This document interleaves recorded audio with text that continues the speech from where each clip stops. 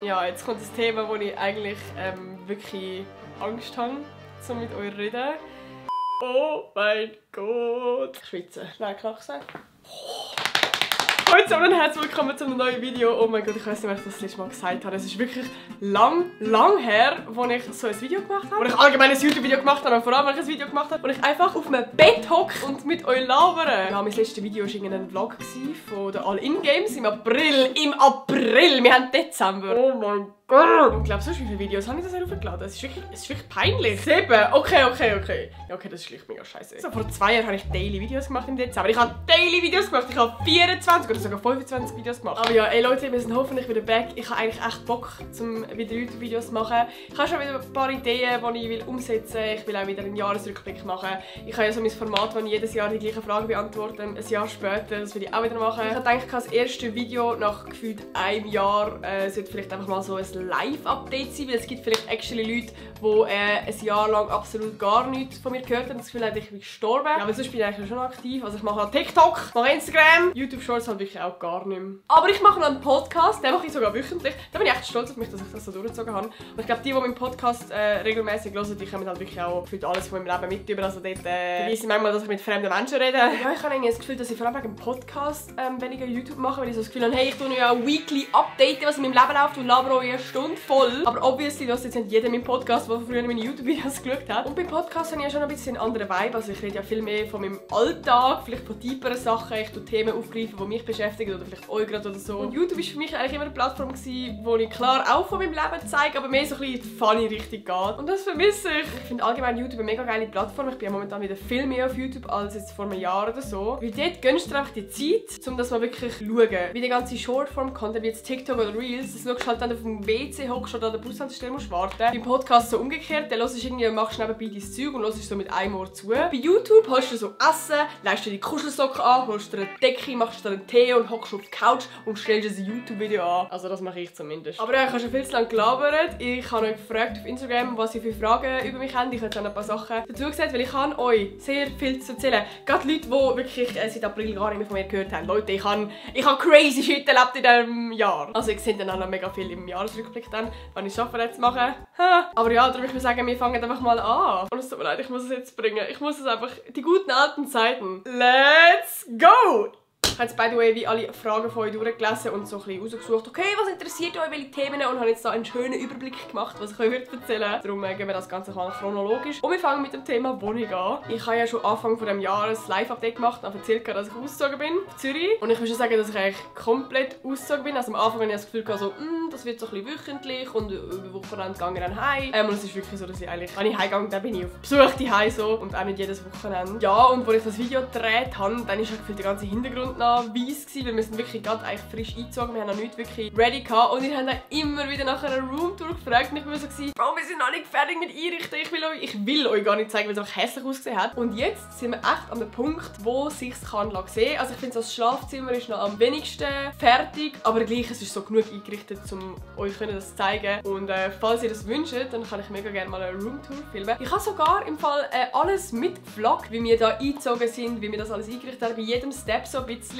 Also ein bisschen der lustige Moment natürlich. Aber ich habe das nie zusammengeschnitten und ich frage mich, ob das jetzt auch schon too late ist. Also schreibt auch mal in die Kommentare, ob euch das Video interessiert. Und sonst schneide ich das vielleicht auch, wenn wir wieder ausziehen müssen. Weil das ist gefühlt auch schon bald wieder. Also wir haben das gewusst, das ist eine befristete Wohnung. Bis im Januar 2026. Nachher wird sie abgerissen. Und das ist so sad. Weil, also zum einen, es ist meine erste Wohnung. Es ist meine erste Wohnung mit dem Can. Das ist nur schon ein emotionales Ding. Ich weiss nicht, wie ich das wird handeln, wenn ich da außen nachher stehe und sehe, dass einfach kein Haus mehr da steht. Aber auch jetzt, es ist so eine unglaublich geile Wohnung. Es ist wirklich mega, mega schön. Also es ist so ein bisschen alt, ein bisschen easy, weißt du, es ist nicht so mega edel und krank und teuer. Und es wird halt auch wirklich fette Pain, um wieder eine Wohnung zu suchen, weil wir wollen eigentlich in Zürich bleiben. Aber ja, darum, wir haben gefühlt jetzt fertig eingerichtet und wir jetzt gefühlt wieder raus.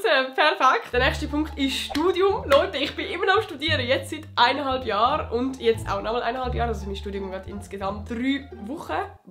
3 Jahre. Ja, also die wirklich schon länger verfolgen, seit der Gimmi-Zeit, die wissen eigentlich, ich habe nie vorgehabt zum Studieren. Ich habe wirklich nach dem Gimmi, ich habe straight gesagt, lasst mich in Ruhe mit dem Thema, oh mein Gott. Ich habe mich wirklich nicht gesehen irgendwo in einer Uni, wo man Vorlesungen hat, wo man alle halbe Jahre einen Prüfungsstress hat. Und darum ich bin echt wirklich so froh um meinen Studiengang. Und ich muss echt sagen, es gefällt mir immer noch extrem fest. Das ist genau mein Ding. Wir haben genau die Module, die mir extrem gefallen. Wir haben eine mega geile Klasse. Ich habe so geile Friends gefunden. Klar, es ist irgendwo durch auch ein Stress. Also ich muss echt sagen, seit ich halt das Studium habe, ich habe ja ein Vollzeitstudium, heisst, es ist eigentlich schon jeden Tag 9 to 5 und ich darf nur 80% fehlen. Und das ist halt schon auch einschränkend für mich, gerade jetzt für meinen Influencer-Job. Weil eben, man hat halt viel weniger Zeit, gerade jetzt für Social Media. Also ich merke gerade auch, das ist wirklich echt ein Grund, warum ich nicht mehr YouTube-Videos mache. Also seit ich studiere, mache ich eigentlich keine YouTube-Videos mehr. Aber ja, ich habe ja gewusst, auf was ich mich einlasse, wenn ich mich da bewerbe bei diesem Studium. Darum ist es eigentlich auch voll okay. Also für die nicht wissen, was ich studiere Cast, auch die Visual Media an der ZHDK. Für die jetzt gar keine Ahnung haben, was es ist verdammt schwierig zu erklären. Es geht eigentlich grundsätzlich um Medien, Video. Jetzt haben wir gerade zum Beispiel das Modul Podcast. Es hat wirklich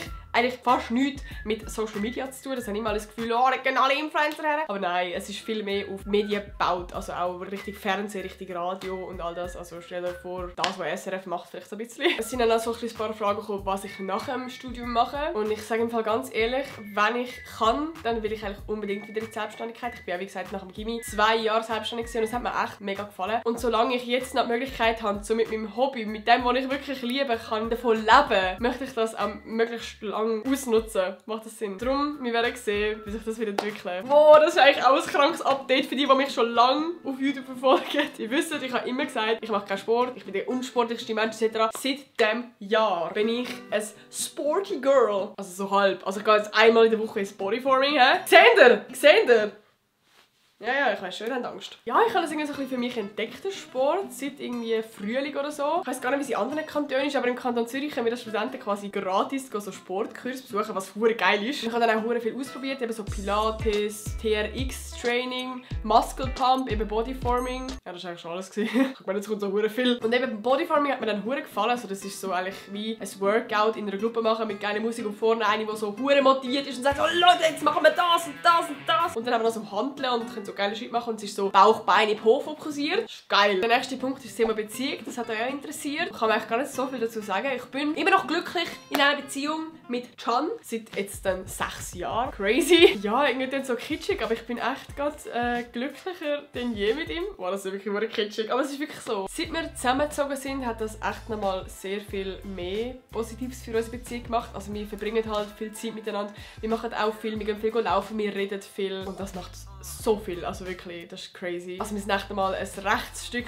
näher zusammengewachsen. Bevor war halt er in der Wege, ich habe daheim gelebt. Das heisst, wir hatten eigentlich wirklich selten so einen Space das zweite gehabt. Das hat echt viel für unsere Beziehung gemacht. Ja, jetzt gibt es noch ein paar traurige Updates, sagen wir es mal so. Ich erzähle es jetzt einfach, weil ich jetzt mal davon ausgehe, dass es auch Leute gibt, die mich schon länger nicht verfolgt haben. Und zwar das Thema Haustier. Ja, der Lino, er ist gestorben im Mai.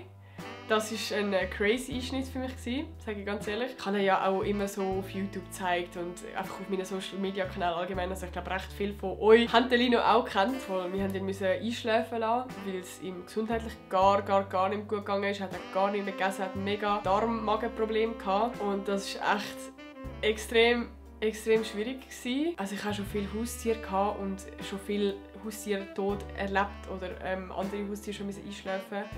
Und es war mit Abstand noch nie so schlimm gewesen, wie wir ihn einschläfen lassen. Aber ich sage euch, irgendwann werden Can und ihr auch Haustiere haben. Das sage ich euch jetzt schon. Ja, jetzt kommt das Thema, wo ich eigentlich wirklich Angst habe, um mit euch zu reden. Weil ich schon seit 2 Jahren davon rede. Und das so ein bisschen schon lange ein Dream von mir war. Und ich das auch überall auf Social Media gefühlt thematisiert habe, wie fest ich mich freue und alles. Und zwar habe ich ja gesagt, dass ich auf Genf studieren gehe, für 4 Monate, von Februar bis Juni. Ich habe das schon geplant, bevor ich angenommen wurde an der ZHDK. Ich habe mir so gesagt, egal wie gute Kollegen du an der ZHDK findest, du gehst auf fucking Genf ins Austauschsemester. Und ebenfalls, mich schon länger verfolgt, ihr wisst, ich bin 3 Mal in Montreux, ich bin in Lyon, ich bin voll into Französisch und mein grösster Wunsch ist ja, dass ich das irgendwann mal fließend reden kann. Das ist auch ein grosser Grund, warum ich auf Genf will, weil ich glaube, nach 4 Monaten sollte ich schon relativ fließend reden können. Ja, ich habe dann Anfang von diesem Jahr bei meiner Schule, bei der ZHDK, angefragt, ob ich ein halbes Jahr weggehen auf Genf. Und ich habe eine Bestätigung bekommen, ich habe mich so gefreut. Und jetzt, glaube ich, vor 3 Monaten oder so, habe ich mich an der Schule in Genf beworben. Halt mit so einem Motivationsschreiben, Portfolio, bla bla bla, der ganze Prozess. Also es ist eigentlich schon relativ üblich, dass man das Austauschsemester an einer Kunstschule dann macht und an eine andere Kunstschule geht. Darum ist es jetzt nicht so ein kranker Bewerbungsprozess, wie wo ich mich jetzt als ZHDK beworben habe. Und ich habe jetzt auch recht lange auf eine Antwort von ihnen warten. Sie haben gesagt 4 bis 6 Wochen. Jetzt geht wir die 7. Woche. Und jetzt ist gestern ein Mail von ihnen gekommen mit einer Absage. Oh Leute, könnt ihr euch kurz vorstellen, was das für ein fucking Schlag in die Fresse war? Oh mein Gott. Ich sage halt komplett ehrlich, ich habe wirklich nicht damit gerechnet. Also klar, weil sie so lange nicht geantwortet haben, ist er irgendwann sass geworden. Aber ich habe gleich nicht damit gerechnet, dass ich jetzt einfach eine Absage bekomme. Weil ich habe halt eben, seit 2 Jahren oder so, ist das so fest in meinem Kopf, dass ich das machen werde. Und ich habe auch mit der ganzen Welt halt erzählt, dass ich jetzt auf Genf gehe, studieren, dass ich mich freue und dass das so fix ist, gefühlt halt so. Ich war mental schon so fest fixiert gewesen, dass mich das so aus der Bahn geworfen hat. Ich bin zuerst mal gar nicht auf klar gekommen. Dann kommen die Gedanken, oh mein Gott, was bedeutet das jetzt so? Mein Leben geht jetzt einfach weiter. Ich bleibe jetzt einfach da an der Schule. Ich muss jetzt allen irgendwo, wo ich gesagt habe, ich gehe auf Genf, sagen, hey, ich bin übrigens nicht angenommen worden. Darum ja, ich bin auf jeden Fall enttäuscht. Also ich bin so in der Mensa gewesen, wo ich so ein Mail bekommen habe. Ich zuerst so zu meinen Freunden so, oh Gott, ich habe ein Mail bekommen und so. Und können wir nachher vielleicht zusammenhocken und dann zusammen das Mail öffnen und so. Und ich habe es dann halt wie so eben in der Mensa geöffnet. Und ich lese das so. Und sie haben natürlich dann gerade sofort mega cute reagiert, haben mich so umarmt und so. Und ich bin gar noch nicht darauf klar gekommen. Nachher habe ich am Can angerufen, bin raus, einfach der Straße entlang, komplett im Wasserfall. Es war mir scheißegal, wenn Menschen durchgelaufen sind. Weil es hat einfach schnell raus müssen. So. Mittlerweile kann ich es eigentlich gut handeln, weil ich sehe es auch recht so, hey, offenbar hätte es nicht sein sollen. Vielleicht gehe ich ja irgendwie nach dem Studium noch irgendwo her, dort arbeiten ins Welsche oder weiss doch nicht. Wir werden sehen. Aber ich sage auf jeden Fall, es gibt noch irgendetwas in der Zukunft. Ich will noch fließend Französisch reden. Ich will noch im Welsche wohnen. Aber ja, das ist so ein Tiefpunkt auf jeden Fall. Voll, das wären so ein bisschen alle Themen gewesen, die ich denke, dann interessieren euch jetzt am meisten oder die jetzt gerade aktuell in meinem Leben am meisten Relevanz haben. Falls aber noch irgendeine Fragen oder so, die euch jetzt mega interessiert, dann könnt ihr sie gerne in die Kommentare schreiben. Und ich hoffe, dass ich jetzt wieder so ein bisschen regelmäßig YouTube-Videos mache. Wenn nicht, ist auch okay. Ich bin auch schon stolz auf mich, dass jetzt einfach nach einem Jahr wieder mal ein Video von mir kommt. Ich hoffe, euch hat es gefallen. Wenn ja, dann vergesst nicht, das Video zu liken. Vergesst nicht, mich zu abonnieren. Vielleicht gibt es ja noch Leute, die jetzt ganz neu dazugekommen sind. Oder vielleicht mich vom Podcast oder von TikTok kennen. Dann hey, ich bin eigentlich ursprünglich YouTuberin. Und wir sehen uns im nächsten Video wieder. Tschüss. Bro, meine Nase juckt des Todes. Ah. Ich habe ein YouTube-Video gemacht. Ja. Oh Bro, ist da jetzt die ganze Zeit der Knopf offen gewesen? Heil am Zack mal.